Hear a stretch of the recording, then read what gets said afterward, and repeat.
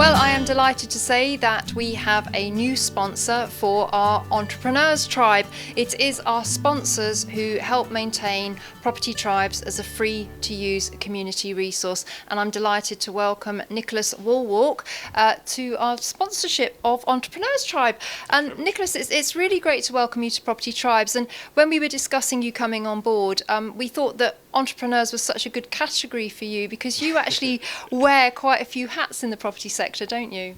Yeah, I do really. I would like to think of myself as an entrepreneur. I mean, everything I do is trying to create businesses or relationships that are win-win, and I really enjoy working with people. I'm a very people-orientated person, and it's about sort of finding those different ways of doing business to help your customers, help your commercial partners, and basically just to create situations that are enjoyable to work in and fun and creative and enjoyable, I guess. If you can't have fun doing it, what's the point of doing it?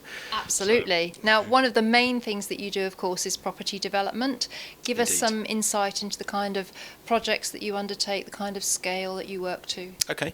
Yeah, we've built up over the years, obviously, like you would expect a general business to do. And we've grown organically, and slow but sure is the sort of way we've done it. We've started off in HMOs. I actually started in property, renting out my spare room to what is now one of my best friends still. To this day, we're best friends. So that was my start, and I wouldn't say I was an accidental landlord, but I needed to top up and to afford my mortgage and all my bills at the time. I was, I guess, early 20s. So getting in another 500 quid a month to help towards a mortgage, and was 50% of the mortgage and bills, and I was like, wow, this is great. And I rented out my second spare room. I was lucky enough to live in a 3-bed house, and I was covering all my mortgage and bills, and I was living rent and bill free on a very small amount of money. So I fell into property, if you like. But I always knew property was a great investment. And of course it was boom times back then. So this would have been shortly after the 2000s. So before, well before 2008, there was a good period of boom times. I was very lucky to have bought a property right out of university. Took out a sort of student loan and a graduate loan. So I was 25 grand's worth of student loans, but they were cheap loans because they were graduate loans. And that put the deposit on the house and got me into it. So I actually was using creative finance, if you will, at that point anyway, and I knew bricks and mortar was the way to go. I think it's still the way to go very much, and it's about structuring your business correctly, growing at a sensible rate, and building for the demand. So now we've gone through that first HMO stage to numerous HMOs. We've then gone into I would sort of say full-scale refurbishments, and we do a lot of office to residential conversions. The latest of which, we've got 2 sites in Newbury that have, one's completed, one's under build now. So one was 27 studios and the other was 42 units. We're applying for a new floor on that building as well, which fingers crossed we'll get. Either way, you always make a site work whether you get bits you like or not. And I love the chopping up of buildings and trying to create a product that's needed. And the end rental market for young professionals is booming. It's massively undersupplied. As much as councils don't really like, I guess what you'd term potentially micro studio schemes, provided they're extremely well developed, high spec, and catered for a professional market. You don't need 37 square meters to have as a unit. I think that's huge overkill, and potentially in the future that size requirement from a planning perspective might come down a bit. I predict it might take a while, 10 years plus with the government, but I believe it will come down because I think it's a sensible use of space. If you design your apartments efficiently, you can create everything that's needed in an incredible living space for young professionals who may be using it for a stopgap until they can afford their own house or property or start their own family. So we've got the 2 sites in Newbury we've done 2 this year in Reading in Berkshire as well, so that's a 32 unit scheme that we've got there. The second phase of that's finishing in March 2020. So we've got a few things on. The most valuable sites, the Newbury one, that's a GDV of 6.1 million I think. So we sort of deal between the sort of million to 3 million acquisition price. So I wouldn't describe us as massive scale developers, not building tower blocks. Maybe one day we will, but for now we've sort of built up to that level, and we're comfortable at that level. And I think there's a good margin to be had at that level. When you start going to much bigger schemes and you start selling the end units, you're actually at the mercy of the markets. And what we do is we fill our units full of tenants, and if we do sell a building, we do occasionally sell one. We probably sell one in every 3 or 4. and we'll sell the whole building as an investment. So it is almost a PRS, a private rented sector type investment that we're selling, or a build to rent is kind of another term that's bounded around. We sort of fall between those with a micro studio product. So it's, you might call that a mega HMO almost. Some people have termed them those, but they're all fully self-contained units. They're all a good size, sort of mid-20s square metres.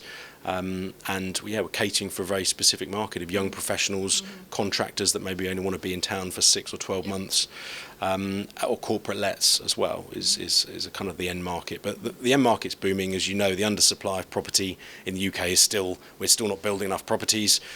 We're also not building enough properties, in my opinion, for the rental market. We're building a lot of homes, and not every person in their 20s and 30s can afford a 5-bed detached house, which a lot of the house builders are building. Obviously build 3 beds and smaller properties, but that's still quite a high price point. So what we're offering is a very affordable price point for rental for that gap until people can save up and get a deposit to buy their own place. I tip my hat to you. I think it's very interesting what you're doing, and you clearly really understand your end customer, your client demographic, which I think is absolutely vital. And I know one thing that you're really passionate about is sharing your knowledge. You do property TV. Yeah. You are a published author. So this is busy part of your. I'm kind of saying it's part of your brand that you want to share your knowledge with others. Absolutely. Thank you for recognising that. And my core ethos has been one of education and learning. I've done a lot of things in property over the, how many years now? Almost 20 years. You don't look old enough. That's very kind of you. I can assure you I'm in my 40s, only just. But yeah, it's about learning yourself. I learned through forums like yourselves, and I learned everything on the ground the hard way myself. I've picked up every person's book that's ever written a book, good or bad. You've been a property sponge. I have, yeah, and I think that's the key with education. I believe in what I talk about often is this educational funnel, which I believe exists, and I think it's really important to take the right level of education depending on what level you're at in your own journey. So whether it's getting all the free information and the sponge and learning what you can, that's great, and that's great free information, and that's got its place. But then you move on to a bit more detailed knowledge in certain books. You then go on to certain courses. You then go on to seminars. But it's about not jumping into the wrong piece of education at the wrong time. You wouldn't do a degree in mathematics if you just on a whim decided you wanted to go into a certain field. You'd probably do a few courses, check you liked it, cheaper courses, you read a few books, you'd make sure it was the right decision for you before you went into, went off the deep end into a certain strategy. Because you could find it's not for you at the end of it, and you've just wasted a ton of money. So my core ethos has always been education and learning and giving back.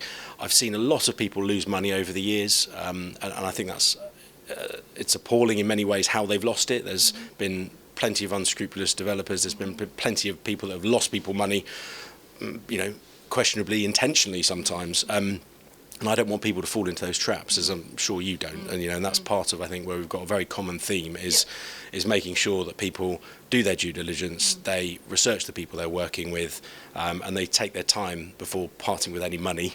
And education is the key to that.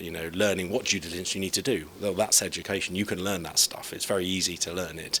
So don't get too excited with your pot of gold from an inheritance or savings and go, I'm going to go and buy this investment. It looks great. The brochure's glossy. It looks incredible. It might be incredible, but make sure you bring your own knowledge up to speed so you know what you're looking at. That's key. Yeah. And I think you have got together with some really top-notch industry commentators. We're talking John Howard, who is another partner of Property Tribes, Less Tax for Landlords, Nova Financial, all friends of Property Tribes, actually, yourself, and Richard from Crowdlords. That's right. So you said about the sort of educational funnel.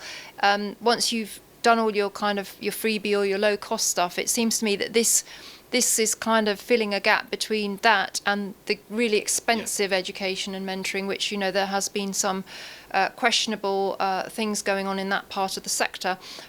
You guys, I think I'm right in saying, got over 100 years of experience in property between you. That's right, yeah. I think it's going to be an awesome day. Yeah, we're really looking forward to it. And I think when we started sort of pulling together our combined knowledge, and we had a few meetings to decide what we would produce, what the product would be, and how we could help people. You know, it started from what's missing in this industry.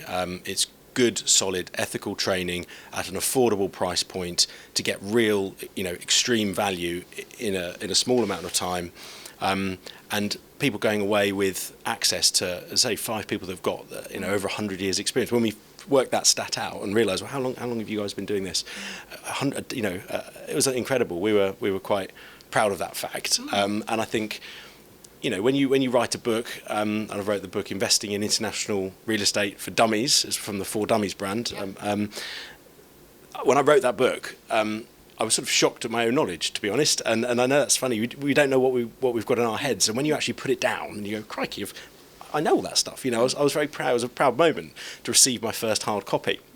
And everyone else in the room on that day has got years and years of experience in their respective fields, whether it's John with over 20 years development experience. You know, we've all got our own individual areas, and we came together because I think, you know, we've seen some bad operators over the years. We've seen some bad educators, and I won't mention names, and there are some good ones as well. So it's not a broad brush stroke. But, you know, we felt we could make a difference, and we felt we could do things better.